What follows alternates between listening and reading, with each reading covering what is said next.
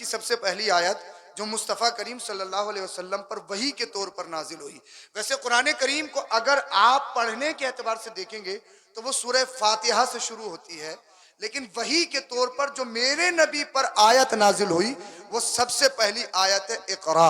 यानी कुरान करीम की सारी आयतों में, कुरान करीम के सारे अल्फाज में, कुरान करीम की सारी सूरतों में जो सबसे पहली सूरा है वो इक़रा से शुरू हो रही है। इक़रा, पढ़िए पढ़िए पढ़िए पढ़िए। और कुरान करीम की जो सबसे आखिरी आयत है वही के तौर पर वो है फसब्बिह बिहम्दि रब्बिका वस्तगफिर इन्नहु काना तव्वाबा, जिसको इमाम बुखारी ने कुरान करीम की इत्तिबा करते हुए अपने इन कलिमात पे बुखारी शरीफ को ख़त्म किया है, सुब्हानल्लाहि व बिहम्दिही सुब्हानल्लाहिल अज़ीम। ये बुखारी शरीफ की सबसे आखिरी आयत, आखिरी हदीस पाक है।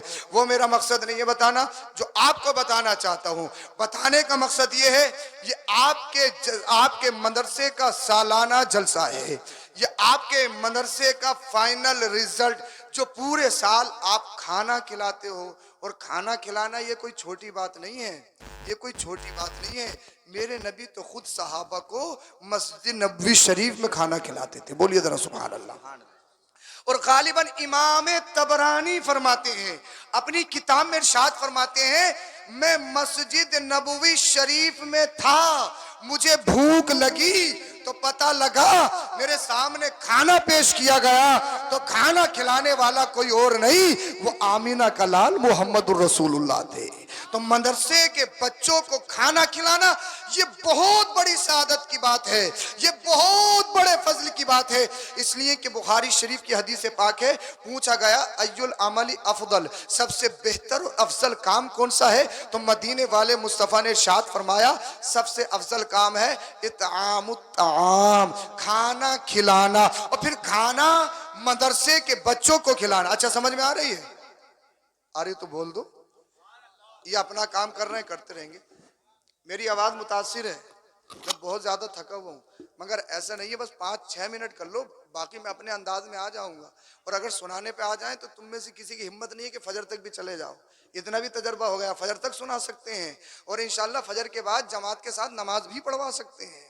बोले हजरत इसी को मत कहना, यही बहुत मुश्किल है। सुना लो, पैसे ले लो, नारे लगवा लो, कुछ भी कर लो, मगर नमाज का बस जिक्र मत करना, मामला बहुत खराब है। ये इतना बड़ा मोहल्ला है हमारा, लाल मस्जिद में देखिए किसी टाइम में 2 नमाजी हैं, किसी टाइम में 3 नमाजी हैं, किसी टाइम में 4 नमाजी, अल्लाह अकबर कबीरा, और सब अल्लाह अल्लाह। पूरा हिंदुस्तान, सारे मुसलमान, ए अल्लाह हम लुट गए, हमें सताया जा रहा है, हमें मारा जा रहा है, हमें काटा जा रहा है, हमारी बहन बेटियों की इज्जत पे ढाका डाला जा रहा है, हमारी बहन बेटियों को जबरन इर्तिदाद की तरफ ले जाया जा रहा है। हम सच्चे पक्के मुसलमान हैं। और ऐसे मुसलमान अगर मुहर्रमुल हराम का महीना आ जाए तो हमसे बड़ा मुसलमान कौन है? हमसे बड़ा मुसलमान कौन है? ढोल बजाने में भी हम सबसे आगे होंगे। हरी पट्टी बांध ली, या हुसैन या हुसैन या हुसैन, अरे नारा लगाओ, या हुसैन का नारा लगाने से किस्मत बदलती है। हाँ, या हुसैन का नारा लगाओ, या हुसैन का नारा लगाने से ईमान में पुख्तगी पैदा होती है। मगर बराही के सुन्नी जिंदा दिल मुसलमानों, मैं ये नहीं कहूंगा तुम सुन्नी नहीं हो, मैं ये नहीं कहूंगा तुम हुसैनी नहीं हो, मगर एक पैगाम मेरा तुम सब के लिए है। मुझे बताओ, तुम कहते हो हुसैनी हुसैनी हुसैनी, हाँ तुम हुसैनी हो, मगर ये बताइए जिस हुसैन ने सजदा बताने के लिए, जिस हुसैन ने शरीयत बचाने के लिए, जिस हुसैन ने कुरान का तकद्दुस बचाने के लिए अपने चमन की छोटी छोटी बड़ी बड़ी मासूम कली को अल्लाह की बारगाह में कुर्बान कर दिया है, तू कैसा हुसैनी है? 10 मुहर्रम है, उनकी शहादत का दिन है, तू नारे तो लगा रहा है, मगर नारे लगाने से पहले ये भी तो बता तूने फजर की नमाज पढ़ी है या नहीं पढ़ी है? या हुसैन का नारा लगाने वाले ये भी तो बता तूने हुसैन आजम के पैगाम को समझा है या नहीं समझा है? हम अमल के मैदान में जीरो है, हम अमल के मैदान में बिल्कुल नकारा है। तुम हुसैनी हो, हुसैनी हो, हुसैनियत समझते हो, कहते किसे है? हुसैनियत जानते हो कहते किसे है? यजीद खत्म हो गया, यजीदियत खत्म नहीं है। मेरे आका इमाम हुसैन इस दुनिया से बज़ाहिर चले गए हैं, मगर हुसैनियत खत्म नहीं है। जानते हो हुसैनियत क्या है? नमाज पढ़ना ही तो हुसैनियत है, चेहरे पे दाढ़ी रखना ही तो हुसैनियत है, माँ बाप की इत्तिबा और फरमाबरदारी करना ही तो हुसैनियत है, उलमा की ताज़ीम करना ही तो हुसैनियत है, मदरसों की इज्जत करना और उन पर खर्च करना यही तो हुसैनियत है, कुरान करीम की तिलावत करना यही तो हुसैनियत है, अपनों के साथ भाईचारगी से रहना यही तो हुसैनियत है, सच बोलना यही तो हुसैनियत है, अमानत में खयानत न करना यही तो हुसैनियत है, माँ बाप की चेहरे की ज़ियारत अल्लाह अल्लाह सवाब की नियत से करना यही तो हुसैनियत है। आप समझे नहीं हुसैनियत किसे कहते हैं? आप यजीदियत समझे नहीं। अरे यजीदियत कोई करबला के मैदान में खत्म नहीं हो गई, बल्कि झूठ बोलना यजीदियत है, धोखा देना यजीदियत है, सूद खाना यजीदियत है, कमीशन लेना यजीदियत है, बुराई करना यजीदियत है, चुगलखोरी करना यजीदियत है, शराब पीना यजीदियत है, अल्लाह अल्लाह बेहयाई कलाम करना यजीदियत है। अब मैं तुम्हें पूरी तकरीर का रिजल्ट दे रहा हूँ। हर अच्छे काम का नाम हुसैनियत है, हर बुरे काम का नाम यजीदियत है। नारे तकबीर, नारे रिसालत, मसलके आला हजरत, फैजाने आला हजरत, फैजाने हुजूर गौसे आजम, जश्नी दस्तार बंदी, माशाअल्लाह माशाअल्लाह। हुसैनी है, हुसैनी, हाँ बहुत बड़े हुसैनी है। कैसे? क्या हुसैनी अपने मुंह को शराब लगा सकता है? खुदा का वास्ता बुरा मत मानना, देखो बुरा मत मानना, खुदा का वास्ता दे रहा हूं, और गौर करना, फिक्र करना। अगर शराब सही चीज होती तो शरीयत उसको कभी हराम करार नहीं देती। शरीयत ने उन्हीं चीजों को लीगल करार दिया है जिनमें खराबी है, वो सेहत के एतबार से भी और ईमान के एतबार से भी। हुसैनी हो, करबला के हुसैन की याद मनाते हो, मासूम अली असगर का जिक्र करते हो, सैयदा सुकैना के तराने गाते हो, मुझे बताइए अपने मुंह को बियर क्यों लगाते हो? सुल्फा कैसे ले लेते हो? मेरे नौजवान भाइयों, तुम हमारी उम्मीद हो, कल हो कल, तुम हमारा फ्यूचर हो। अगर तुम बिगड़ गए तो हमारा कल बिगड़ जाएगा, अगर तुम बर्बाद हो गए तो हमारा कल बर्बाद हो जाएगा, अगर तुम रास्ते से भटक गए तो हमारे बच्चों के पैरों में जंजीरें डाल दी जाएंगी। गुलामी सिर्फ इसको नहीं कहते हैं कि हाथों में जंजीरें हों, गुलामी सिर्फ इसको नहीं कहते हैं कि पैरों में जंजीरें हों, गुलामी सिर्फ इसको नहीं कहते हैं कि जेल में डाल दिया जाए। सबसे बड़ी गुलामी होती है जहनी गुलामी। जहन जब किसी का मुरीद हो जाता है, ये गुलामी सबसे बड़ी गुलामी है। इसलिए कि हाथों से जंजीरें निकल सकती हैं, मुमकिन है, पैरों से बेड़ियां टूट सकती हैं, मुमकिन है, कैद से बाहर आ सकते हो, मुमकिन है, मगर जहनी गुलामी अगर किसी के बेवजह मोतकिद बन गए तो ईमान खराब हो जाता है, अकीदा खराब हो जाता है। तुम हुसैनी हो, मैं नहीं कहूंगा हुसैनी नहीं हो, हुसैनी हो। अरे इस जबान को अल्लाह ने क्यों दिया है? अब तो शराब का नाम बदल दिया गया।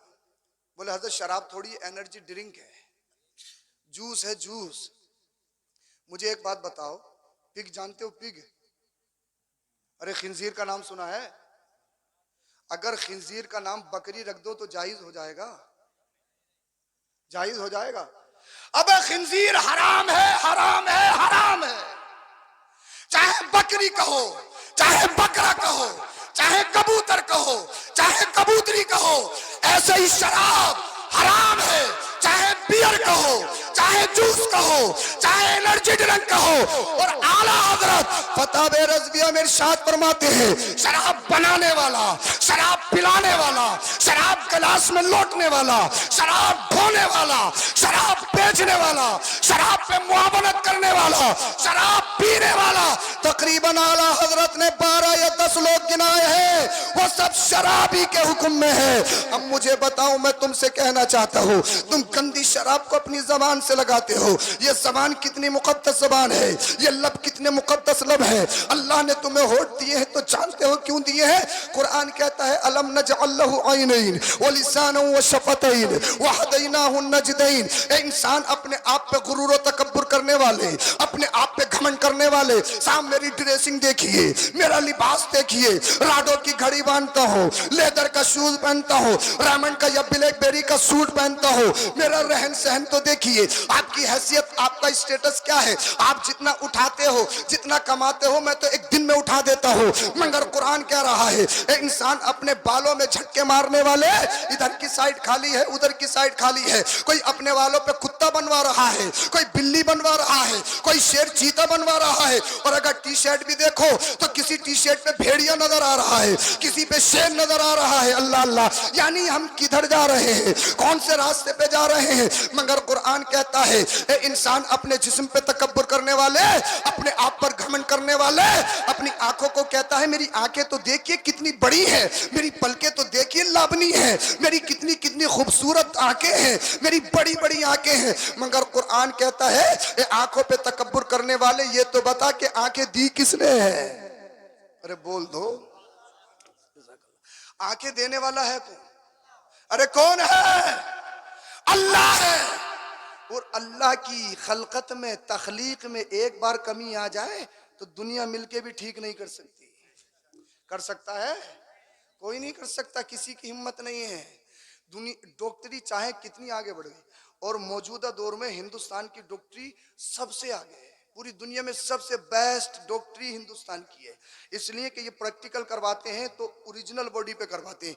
दीगर ममालिक में बीओएमएस जो होता है वो डमी पे प्रैक्टिकल करवाते हैं। तो हिंदुस्तान डॉक्टरी में बहुत आगे है। मगर अगर अल्लाह की तख्लीक में कोई कमी आ जाए तो चाहे हिंद का डॉक्टर हो, चाहे अमेरिका का हो, चाहे जर्मन का हो, चाहे जापान का हो, चाहे ऑक्सफोर्ड का हो, चाहे ब्रिटिश का हो, दुनिया के किसी भी खित्ते, किसी स्कूल, कॉलेज, यूनिवर्सिटी का हो, अल्लाह की तख्लीक में अगर कमी आ जाए उसको पूरा नहीं कर सकते। इसलिए कि कुरान कहता है लक़द खलक़नल इंसान फी अहसनि तक़वीम। रब ने फरमाया हमने इंसान को कितना खूबसूरत पैदा किया है, कितना हसीन और जमील पैदा किया है। अब इरशाद फरमाता रब ए इंसान अपनी आंखों पे तकब्बुर करने वाले, ये तो बता कि आंखें दी किसने है? तो मेरा जवाब, तुम्हारा जवाब होगा आंखें देने वाला अल्लाह है, आंखें देने वाला अल्लाह है। और आगे अल्लाह ने फरमाया वलिसान, ये जो जबान है 2-2 मीटर की, अगर कुछ हो जाए तो पूरे मोहल्ले में सब सुकून थोड़ी लेने देगा।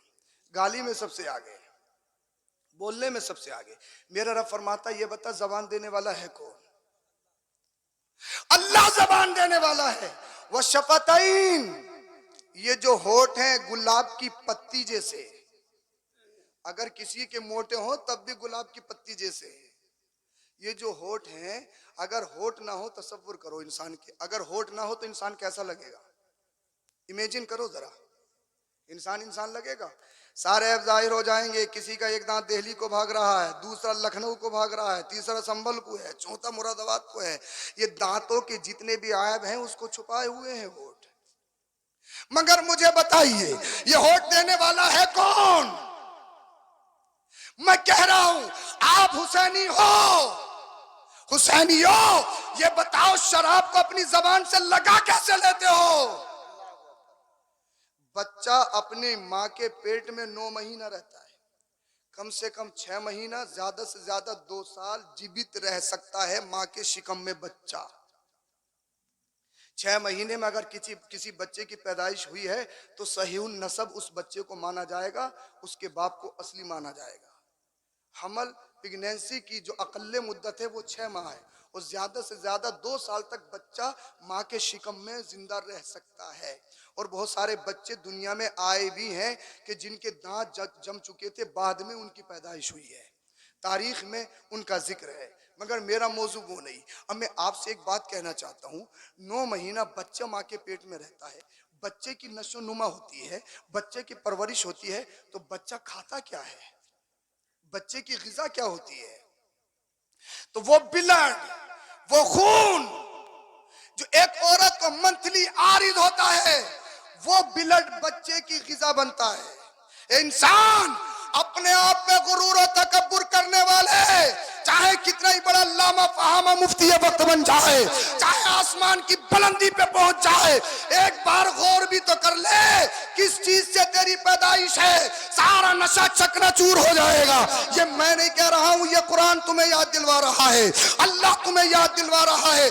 अब वो बिलट बच्चा माँ के पेट में खाता है, जो तुम्हें सुनाना चाहता हूं असल वो सुनाने की कोशिश कर रहा हूं, अल्लाह अल्लाह। लेकिन वो ब्लड, वो खून बच्चे को माँ के पेट में दिया जाता है मुंह के जरिए नहीं, नाफ के जरिए। किसके जरिए? हालांकि खाने पीने की जगह तो मुंह है, ये नाभि के जरिए माँ के पेट से ब्लड क्यों दिया जाता है? हालांकि खाने पीने का जो मदखल है वो तो मुंह है। ए अल्लाह, जब दुनिया में आ जाए, दुनिया में आने के बाद में बच्चा गिज़ा खाता पीता है मुंह से, लेकिन जब माँ के पेट में है तो बच्चा अल्लाह अल्लाह नाफ से क्यों खा रहा है? तो जवाब मिला, इसमें मसलियत ये है, ब्लड नापाक होता है, खून नापाक होता है। अल्लाह ने ये जबान, ये मुंह गंदी चीजों के लिए नहीं दी है, ये जबान, ये मुंह अल्लाह के जिक्र के लिए है, रसूलुल्लाह के जिक्र के लिए। बेशक बेशक, सुभान अल्लाह।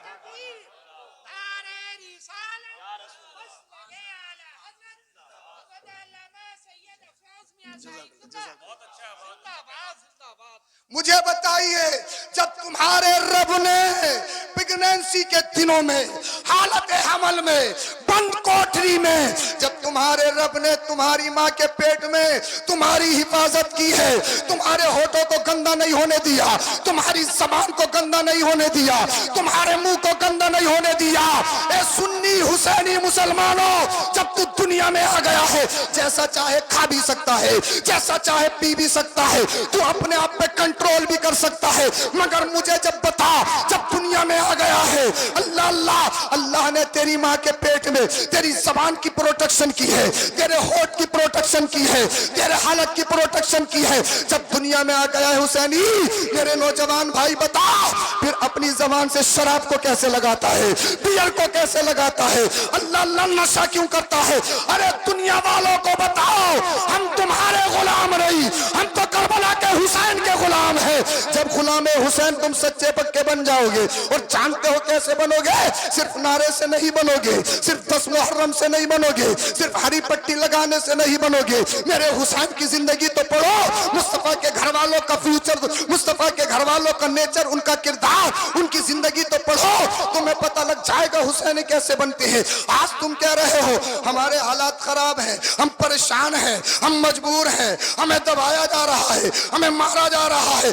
अल्लाह कोई खालिद बिन वलीद भेज दे, कोई मोहम्मद बिन कासिम भेज दे, कोई टीपू सुल्तान भेज दे, कोई सलाहुद्दीन अय्यूबी भेज दे, मगर बराई के सुन्नी जिंदा दिल मुसलमानों, मुझे ये तो बताओ, क्या खालिद बिन वलीद आसमान से नाजिल होंगे? क्या मोहम्मद बिन कासिम आसमान से नाजिल होंगे? क्या सलाहुद्दीन अय्यूबी आसमान से नाजिल होंगे? नहीं नहीं, तुम ही में से किसी को खालिद बिन वलीद बनना पड़ेगा, तुम ही में से किसी को मोहम्मद बिन कासिम बनना पड़ेगा, तुम ही में से किसी को अल्लाह अल्लाह टीपू सुल्तान बनना पड़ेगा। मगर कैसे बनोगे? जब पूरा दिन पूरी रात नशे में रहते हो, क्या खालिद बिन वलीद बन सकते हो? जब पूरा दिन जुआ खेलते हो, क्या सलाहुद्दीन अय्यूबी बन सकते हो? मुझे बताइए, अपनी जिंदगियों में आग लगाने वालों नौजवानों, तुम आवारा नहीं हो, तुम खुले नहीं हो।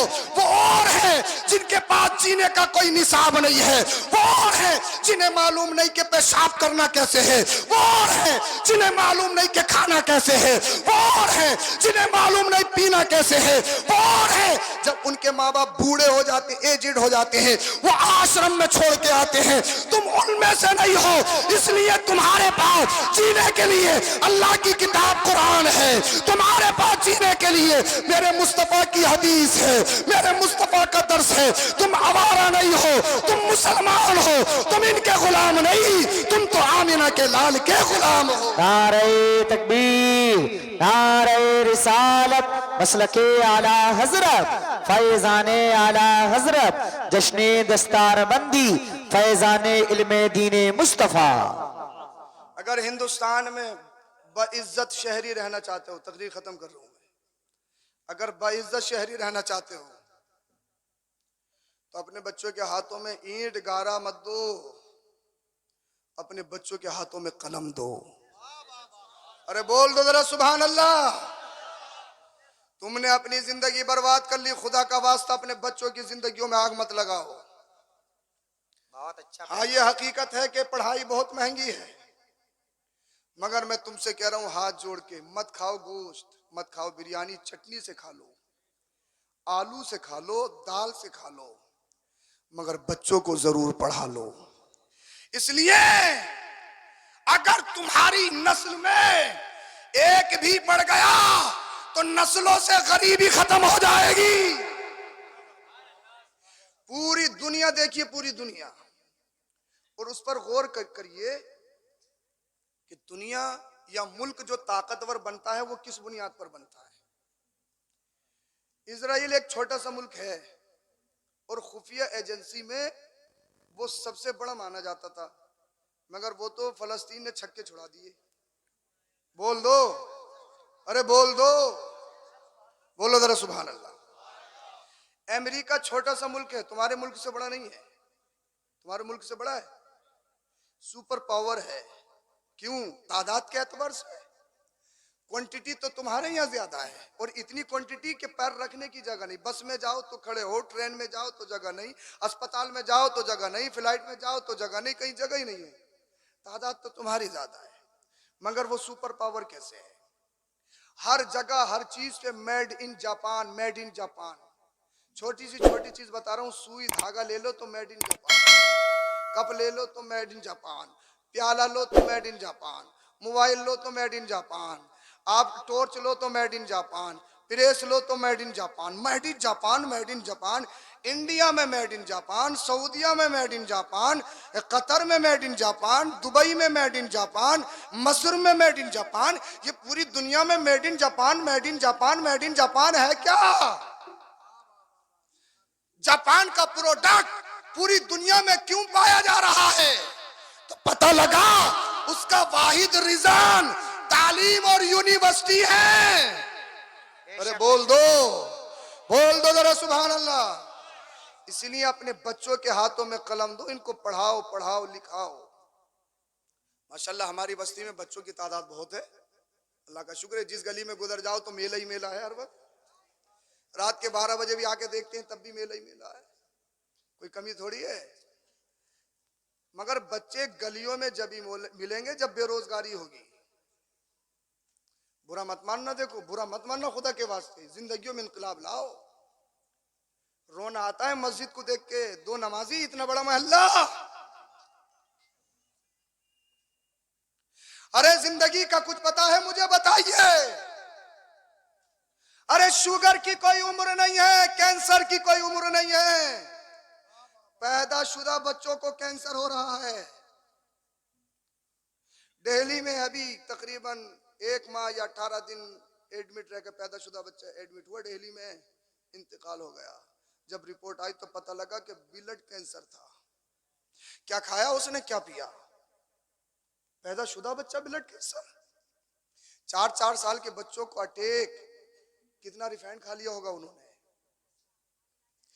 अपनी जिंदगियों को ज्यादा समझने वालों सुनो, ये रोजमर्रा की मौतें तुम्हें ऐलान कर रही हैं, तुम्हें पैगाम दे रही हैं, तुम्हें भी मरना है, मरना है, मरना है, तो मरने से पहले तैयारी करना है। और अपनी पहचान बनाओ, पहचान खो मत। मुसलमान अपनी पहचान छुपा रहा है और पूरी दुनिया अपनी पहचान बनाने में लगी हुई है। सिख थोड़े से हैं, सिख पंजाबी, सरदार नहीं कहना चाहिए, सरदार तो मेरे नबी हैं।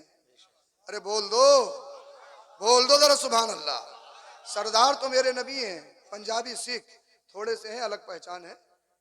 और आप उनमें उम्मन देखेंगे गरीबी भी नहीं है, उनमें गरीबी भी नहीं है, उनका कोई मांगते हुए भी नहीं मिलता है। और हमारी गलियों में देख लो, घर घर देख लो, नगर नगर देख लो, डगर डगर देख लो, सब बेरोजगारी है। बेरोजगारी कैसे खत्म होगी? तालीम से खत्म होगी या बिजनेस तिजारत से खत्म होगी? अपने आप में मजबूत बन जाइए। अगर हिंदुस्तान में बाइज्जत शहरी रहना चाहते हो, मेरे नौजवान भाइयों, तुमसे हाथ जोड़कर विनती है, शराब और नशे से दूर हो जाओ। तुम अपनी जिंदगी को बर्बाद मत करो, खुदा का वास्ता। तुम बर्बाद कर रहे हो, तुम्हारे छोटे छोटे तुम्हें देख के तुम्हारी रविश इख्तियार कर रहा है। हर नौजवान के दिमाग में एक ही भूत है, बस रातों रात करोड़पति बन जाऊं किसी भी सूरत से। रातों रात करोड़पति, ड्रीम 11 पे जुआ लगा के लूडो पे जुआ खेल के, वो फुला करके। ये बताओ कि करोड़पति बनाने वाला है कौन?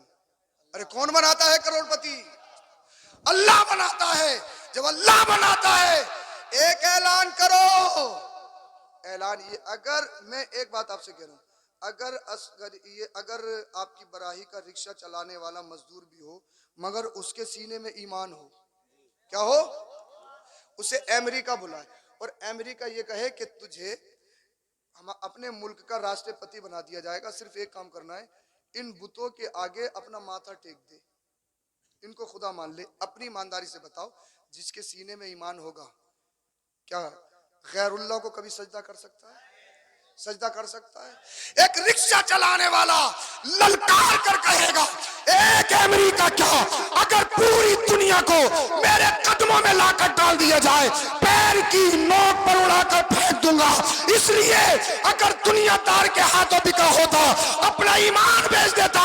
मुझे खरीदा है तो मदीने के ताजदार ने खरीदा है। जब तक बिके ना थे कोई पूछता ना था, तुमने खरीद के आका अनमोल कर दिया। माशाअल्लाह माशाअल्लाह माशाअल्लाह, ईमान सबसे बड़ी बहुत ताकत अच्छी है, तकरीर। अकीदा सबसे बड़ी ताकत है। और राफजियत हमारे घरों में जन्म ले रही है, उस राफजियत से दूर रहिए। नबी के घर वाले अहले बैत भी हमारे हैं, बोल दो।